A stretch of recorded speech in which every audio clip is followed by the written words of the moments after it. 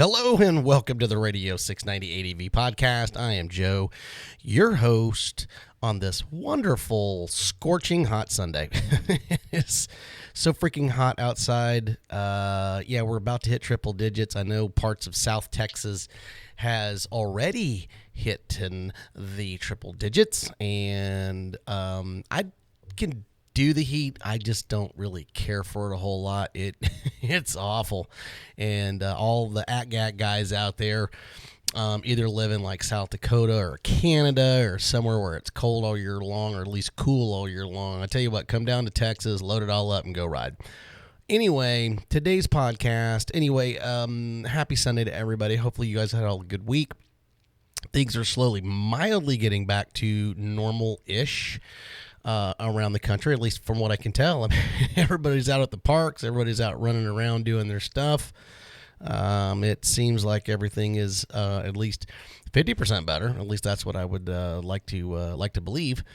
And yes. I'd like to thank all of our Patreons. I'd like to thank all of our subscribers. I'd like to thank all of our listeners. I'd like to thank everybody that tunes in and is part of the 690 ADV. Do not forget to go to 690adv.com and sign up, be part of it. Don't forget our YouTube channel, youtube.com/690ADV. We also do a little bit of Facebook stuff. Don't forget Dual Sport Global. I do a little bit of that. And I'm part of that. Jeff and those guys over there are really, really cool. I am not affiliated with it, really. I just make a few posts here and there, just good people. And they're trying to make a pretty good group that's not all, Facebooky. At least they're doing their best.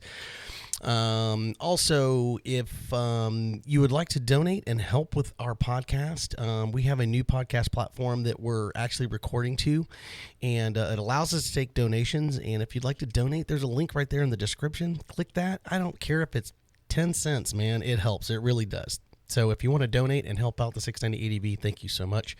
I appreciate it. I do have a day job. I'm real busy. Trying to support my family and all those things, and I still try to do the things that I do. So, and also, if you have anything that you would like us to talk about, or if you have any stuff that you want me to make either a podcast or a video on, 690adv@gmail.com, man, you can hit me up any time, and if it makes sense, we're going to make a video on it. 1 second, got to get some coffee. It is Sunday morning. Oh, man. What is it about coffee that just puts a smile? It just puts a smile on your face, and it just allows you to survive and get through your day. Anyway,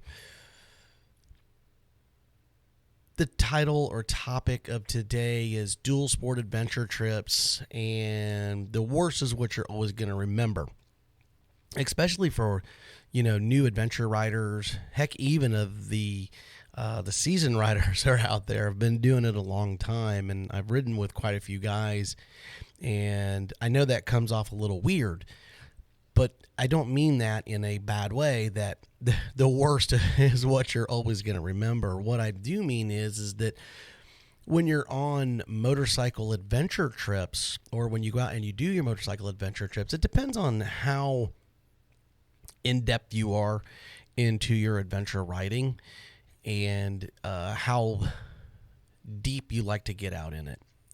Everybody has a level, you have, like a beginner stage, and then you have a intermediate stage, and then you have like a higher level from that, and then all the way to, like advanced. And when you go out, well, sometimes you go riding with guys that are advanced, and they tend to forget that some of these newer guys come over from the street, and they are not skilled. Just because you can ride a motorcycle doesn't mean you can ride it off-road. I'm just gonna be honest with you. That's just not reality. That does not exist. And if you truly think that, then good luck. Good luck to you, because you are probably going to get yourself into a pretty good little situation somewhere down the road that you're going to wish that you didn't get yourself into. But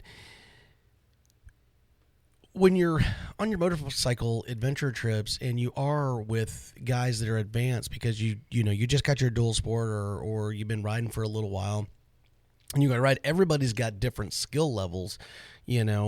Some guys are just they're just better riders than other riders. It's just the way it is, and it's not that it makes you a bad rider. What it does, it just means that they've just been doing it a lot longer than you have, and they've already been down the road that you're already traveling on, and it's not new to them. Or even if you've been riding for 5 or 10 years, you may get that guy that's been riding, for 20 years. He doesn't talk about it, but the guy can just flat out ride. I mean, that's just the reality. He can just flat out ride. And he's in the back of his mind, he's thinking about himself. He is kind of thinking of the other riders that are in the group or the people that are riding, but you just have those guys that are like that.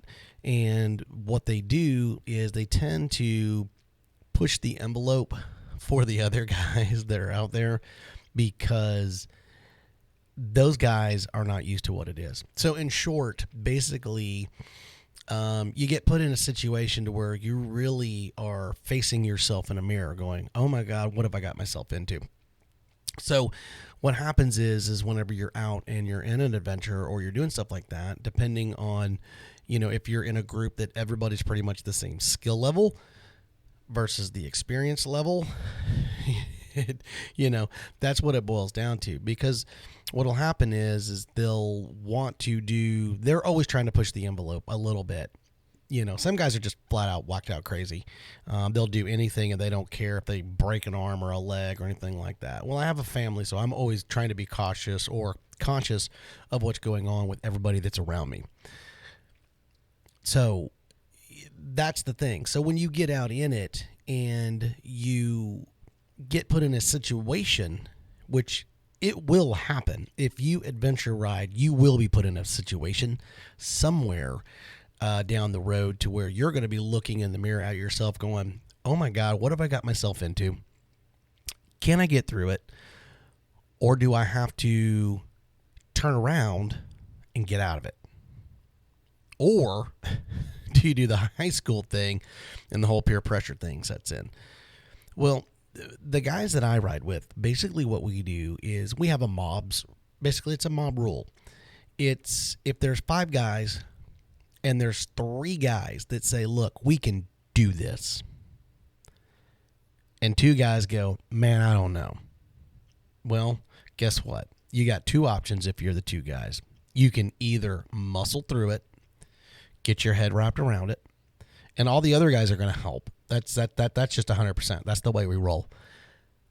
Or you can get on your GPS and find the loop to get around it. That's it. That's basically how it works.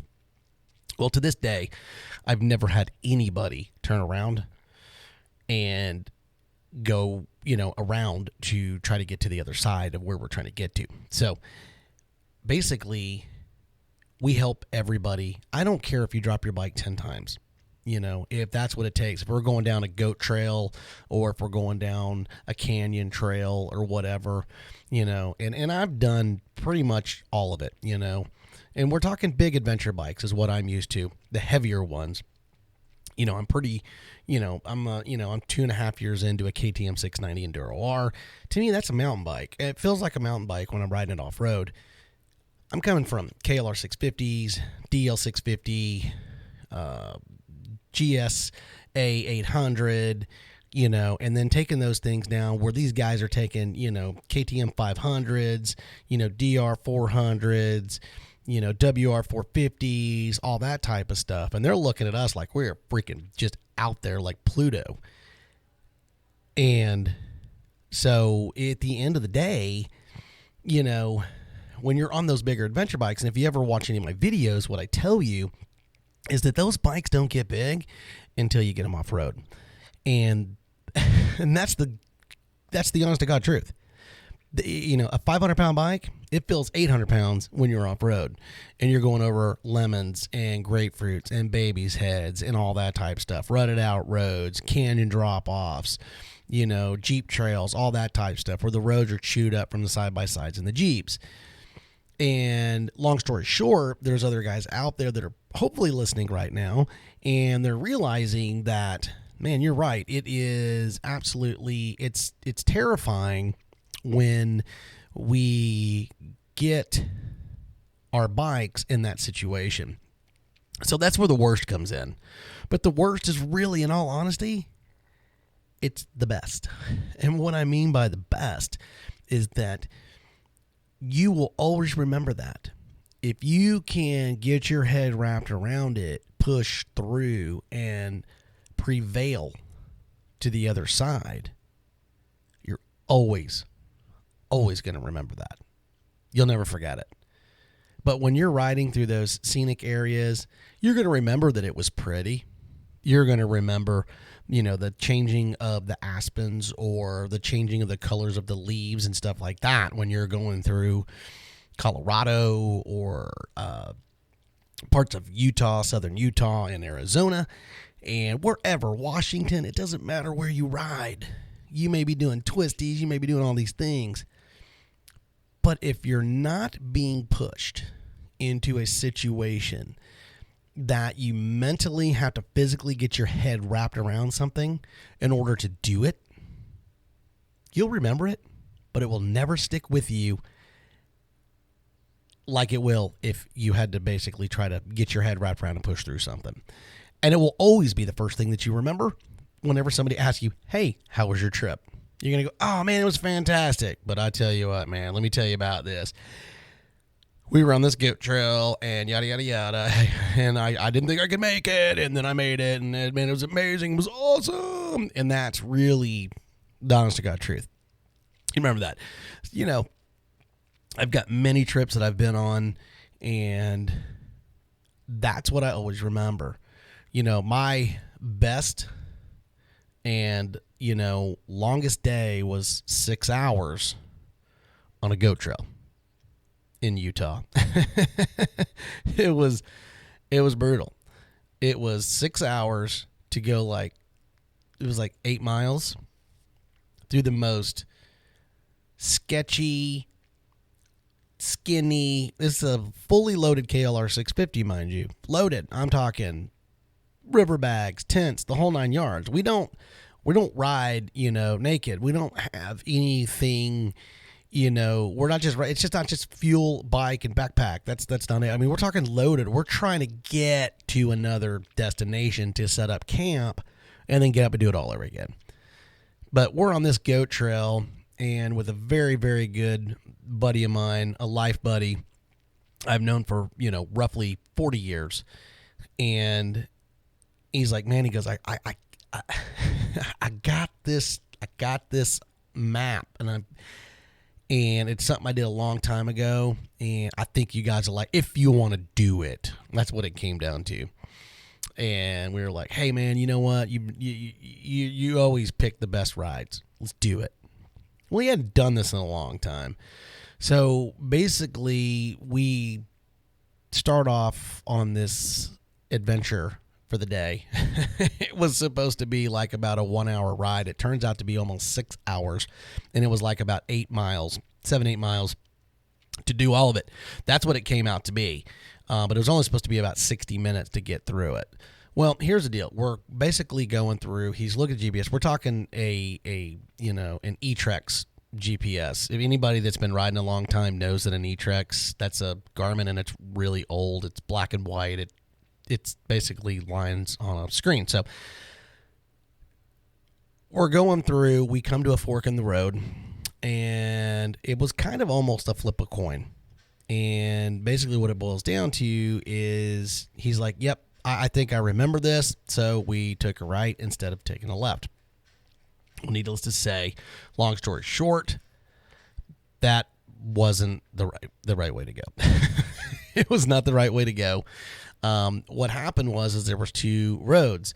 If we would have taken the left, it would have been a very scenic, very nice, road with, some challenging stuff.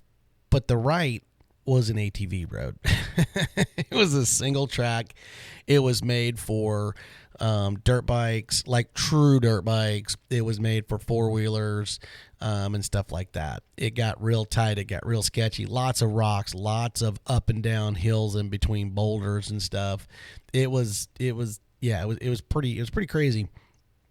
But we're fully loaded down on KLRs. So as we're about 3 hours into this ride and we're going through all these crazy little hills and stuff, and maybe you have been on something like that in your adventure. That day I was just like, man, I don't even know if we're even going to get it. We're going to be camping on this freaking road, and I don't even know where it ends up. And if we have to turn around, oh my God, we got to go back through all that mess that we just basically just went through. I would much rather just punch through the other side. If you have been on something like that, down in the comments, tell other people about it. Make it short and sweet, but tell everybody, how miserable and your brain was just fried, but you made it through, and that's why you're writing that comment, is because you're always going to remember that ride. So as we're going through, and we're about 3 hours into this ride, and we're going through all this gnarly, crazy stuff, my buddy says, hey, let's pull over here for a minute. Let's just cool down, get a water break, and let me look at the map. Well, he looks at the map and just starts chuckling, and I'm like, Og, what are you laughing at? He goes, well, here's the deal, guys. I'm not going to lie to you. And he's the most relaxed guy you've ever met in your life. He is the best guy to ride with because nothing ever gets to this dude. He's always just chilled out, even in the worst of the muck. He looks at everybody. We have 4 guys in the group, and he goes, I think we should have taken a left back there. We're like, dude, we've been on this trail for like 3 hours, almost 4 hours, and you mean we should have tried? I said, I'm not going back through this. He goes, all right, well, here's the really funny part. I don't know where. Here's where we are. Here's where the map stops. I don't know if we can actually get through the other side. So I literally look at him and was like, dog, you don't even think we can get through? And he goes, I don't know, man. What do you guys want to do? I think we just go forward. But just seeing his demeanor and how he holds himself, I learned a lot that day that, you know what? I was in a bad place. Just because I was loaded down, I was tired, I'm muscling a 470-pound bike, loaded down with gear. I'm in the middle of nowhere. We don't know where we're at. We don't have cell signals. We don't have anything. We are just thick in it. And as bad as you think that you really in your brain, because you don't want to talk to the other guys and tell the other guys, like, man, this is pretty intense, man. This is like freaking intense. We don't know where we're going.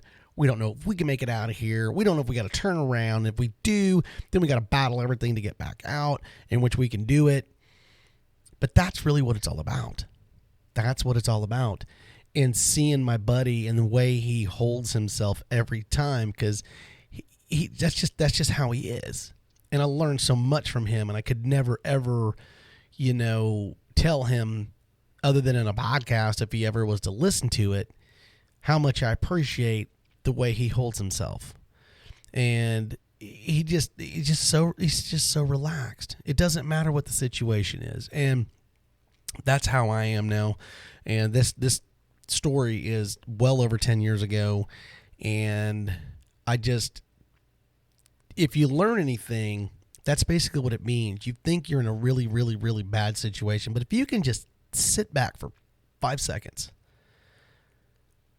and get your head wrapped around it, a lot of times you can make it happen. Sometimes you have to turn around. You just don't have a choice. It's just not working. But if you can get your head wrapped around it and you try so hard, you can do it. You can do it. And if you can't, put a little check mark down and put that on your bucket list. I failed. I want to win. And that's it. And come back another day. Live to fight another day. That's what it boils down to. So your worst, you're always going to remember that. But in all reality, if you're ever out on a trip and you listen to this podcast and you're listening to my story, basically sit back, get off your bike, take 5 minutes and know that it was getting the best of you. And now you are realizing that you are in a situation that is going to remember, that you're going to remember for the rest of your life. It'll always be there. You'll never, ever, ever forget about it. You can pull over on the side of the road and take a picture of a beautiful stream. You won't remember that stream like you'll remember that hard part that you were doing on your trip. It just won't pop up. Make sure you take pictures, because there are times that I forget about all the beauty and all the greatness and all the 50,000 mile plus that I've done around this country if I didn't have photos. You got to stop and take pictures, because there's just certain things on your trip that you're just not going to remember it unless a photo pops up. But the campsite fire stupidity things that you're doing, or just goofy things that you're doing, the hard riding,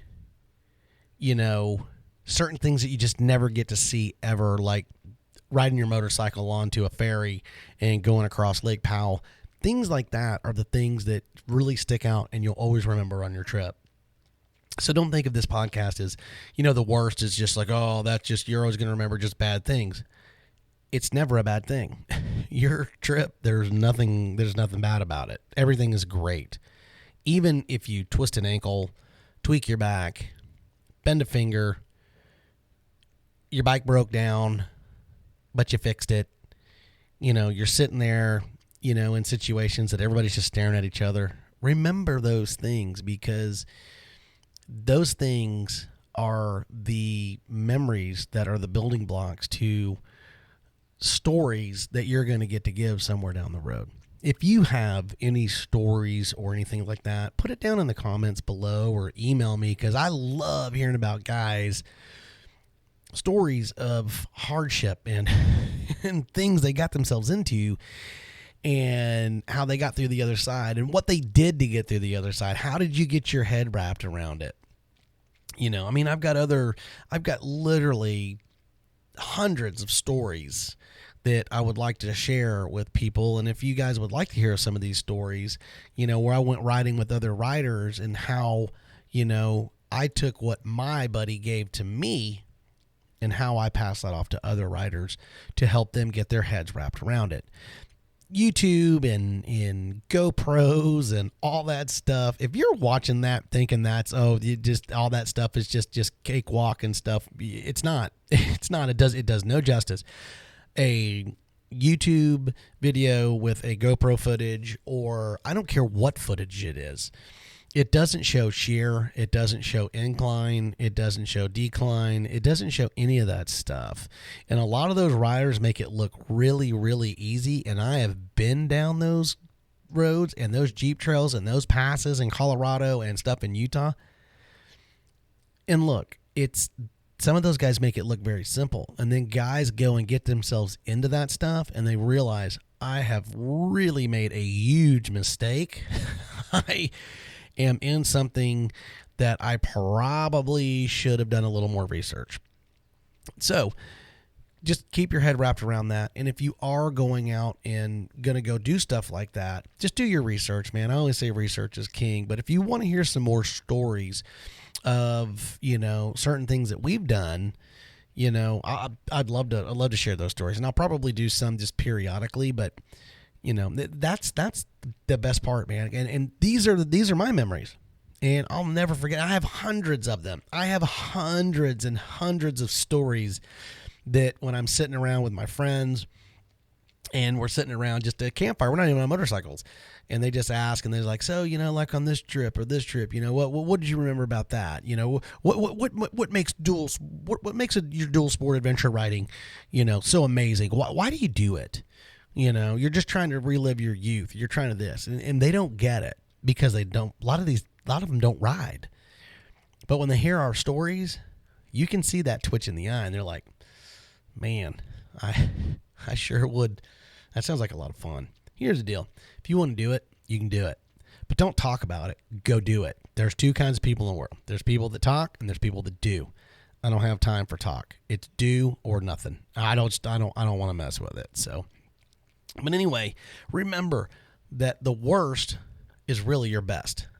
and get your head wrapped around it and get out and find some adventures and, enjoy yourself and be safe while you're doing it. Remember, it's more than just you. So if you have a family, always think about them when you're out riding and stuff, and take your time. It's not a race. It's not high school. You don't have to sit there and please anybody other than yourself, because that's really what it boils down to. It's all about you. The other riders are fantastic, but at the end of the day, they don't get to sit there and be in your mind and share your experience of what you're getting into. So anyway, Radio 690 ADV, I'm Joe. Thank you so much for stopping in. And like I said, if you need anything, 690adv@gmail.com, and also youtube.com/690adv. We got hundreds and hundreds of videos. And don't forget to go to our website, 690adv.com. Don't forget, if you want to donate, we sure do appreciate it. Down in the description, we have a link to that. We sure would appreciate it. It sure helps out with all the things that we do. You guys have a fantastic Sunday. Thank you so much for being part of the Radio 690 ADV. Get out, ride, and try not to boil if you live in the state of Texas. You guys have a fantastic Sunday. 690 out.